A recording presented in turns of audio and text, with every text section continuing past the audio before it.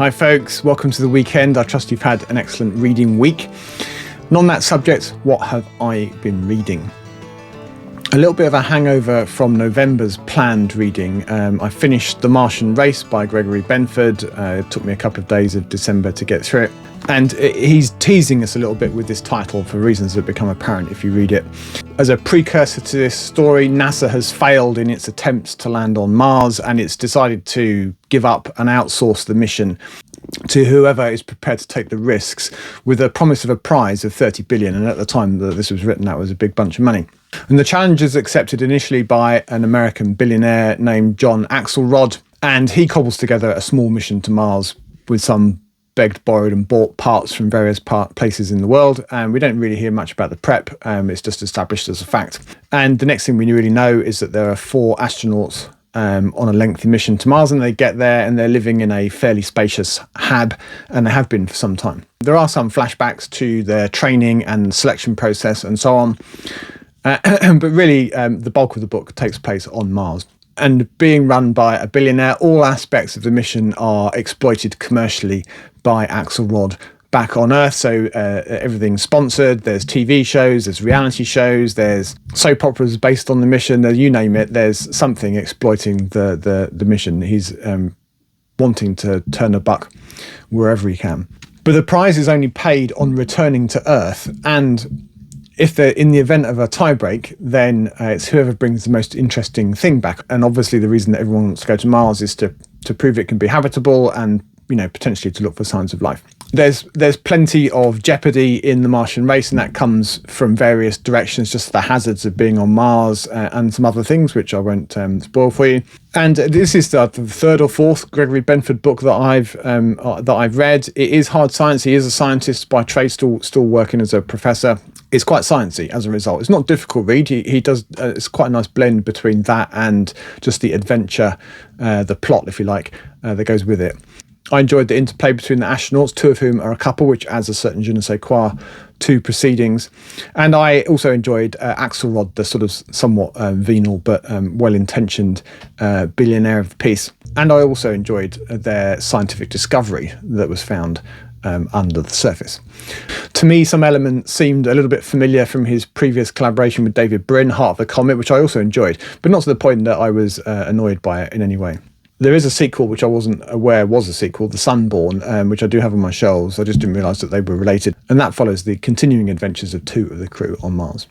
And from Mars back down to Earth again. And next I read The Death of Grass by John Christopher. And in this edition, it's No Blade of Grass, which is what it went by in the US. As regular viewers will know, I'm partial to a good end-of-the-world tale, and boy does this one deliver. I think it's of a piece with John Wyndham's Day of the Trifid, or Christopher Priest's Fugue for a Darkening Island, and perhaps even Keith Roberts' The Furies.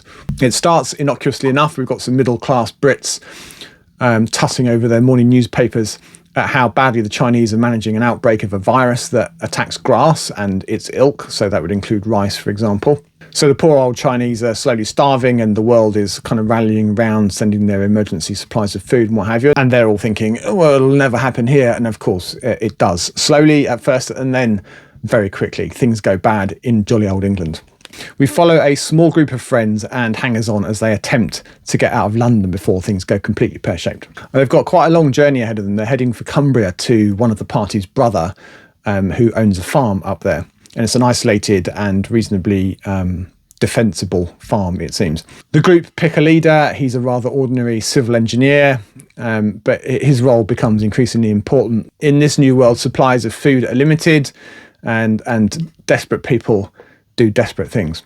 The Death of Grass, or No Blade of Grass, is really a study of how quickly the norms of society vanish when it's a matter of survival for yourself or for your family. And I enjoyed the initial sense of complacency, then of approaching doom, then the desperate dash up north. And then there were the frighteningly realistic, desperate measures that the government had planned to mitigate the disaster. It's a briskly told tale. It's well written and alarming. And I blew through it in a day and had a blast while I was doing so. If you like an end-of-the-world tale and haven't yet read The Death of Grass, then it's definitely one to get hold of and read as soon as you can. And then I'm about halfway through The Stars and Back, which is an anthology in celebration of Eric Brown, who unfortunately died at the beginning of last year. I'm finding this to be a very easy read. I'm enjoying the stories, and sometimes I struggle a bit with short fiction just because I prefer, I think, the depth that you get in a novel. But so far, these have all been great. I've enjoyed them all. I probably will do, it's worthwhile, I think, for me to do a video just looking at the individual stories in the book and giving you an overview of what's in there. But as I say, I'm about halfway through that one. And then on audiobook, I'm about a third of the way through Infinity Gate by M.R. Carey or Mike Carey, which I'm also enjoying, although I have just run out of free hours on my Spotify premium account. So I've got a decision to make, and I can either read it in its physical form, I obviously have the book, or I could cough up a credit on Audible and continue to listen to it. So I didn't quite get through as much as I'd hoped to this week for various reasons, but still a pretty good reading week. You know, two whole books and parts of another two. How did you get on? What have you been reading this week? Is there anything that you particularly recommend? Do let us know in the comments. It's always really interesting to hear from you. Briefly then, channel stuff. Subscribers are at 3,775, which is up about 115 since we did one of these a couple of weeks ago. If you're one of those 115, or if you've just stumbled across my channel for the first time today, then a huge welcome to you all. I'm John, and I focus on collecting, reading and waffling on about science fiction books, old and new. Comment of the week this week was from Ainsley Castings, who is a regular viewer. I don't think that's his actual name. He has the habit of reading along to one or two of the books that I pick on my monthly TBR. And in this comment, we chatted a little bit about our thoughts on The Wanderer by Fritz Leiber, which we both felt was overlong and a bit patchy in quality. Thank you to Ainsley Castings for leaving a comment, and to all of you that have done the same over the last couple of weeks. I do really appreciate it. Let's take a look at what's been on the channel this last couple of weeks. There have been two videos looking at various aspects of the results of the inaugural survey of your favourite science fiction novels. There was a top 75 of the overall results, and then I did a separate video just focused on those books that were published in the 21st century, so since the year 2000, and that's a top 50, and again some interesting books, perhaps more familiar to some of you. Then there were a couple of monthly regulars. There was the video choosing my TBR pile with the bingo balls of fate and the decision dice of destiny, and then a recap of my science fiction reading in November. On the book buying front, well, it seems like I've been a busy bee. Since we last did one of these weekly updates, I have doubled the to-be-hauled pile, and there are several contributing factors to that. In a spasm of impatience on the pan lozenge collecting front, I tracked down several of those, and now I just have two left to get. There's a few new books that have arrived, two sent to me by an author and one from a viewer, all of which are lovely. And then there are some charity shop finds, and all of that will be coming to a haul video near you soon. Talking of which, what can you expect on the channel in the week or two ahead? I'm not 100% sure is the honest answer. With one thing and another, I find I'm short of time for video production, so the week ahead is a little bit uncertain. Worst case, I'll crank out that book haul video. We do all love a book haul, and I have in mind to repeat a video that I did about this time last year, which was looking at the results of the Goodreads reader poll of the best science fiction books of 2024, so those books published this year. The results of that poll were announced just yesterday, I think, so that's fresh, hot off the press, if you like.